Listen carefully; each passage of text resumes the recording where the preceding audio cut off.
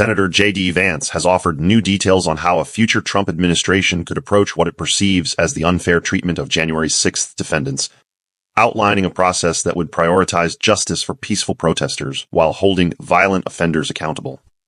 In an interview, Vance stated that individuals who peacefully demonstrated on January 6, 2021, but were later subjected to harsh legal consequences by the Department of Justice should be pardoned. However, he emphasized that those who engaged in violence, including attacking law enforcement or destroying property, would not be eligible for clemency. People who committed acts of violence, like beating up a police officer or breaking into a government building, obviously shouldn't be pardoned, Vance said.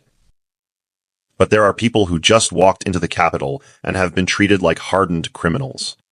That's not justice. Vance explained that the process would involve a thorough, case-by-case review to ensure fairness and transparency. He acknowledged that some cases exist in a gray area, but he underscored the need for careful consideration to differentiate between peaceful protesters and those who cross the line into criminal activity.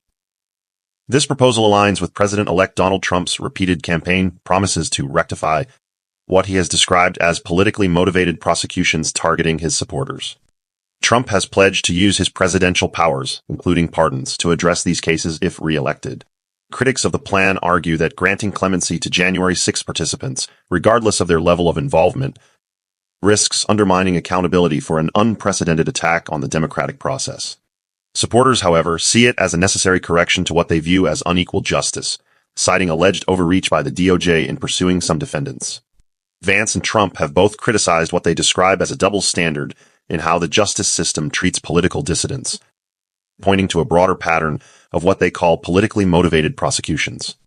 This isn't just about January 6th, Vance said.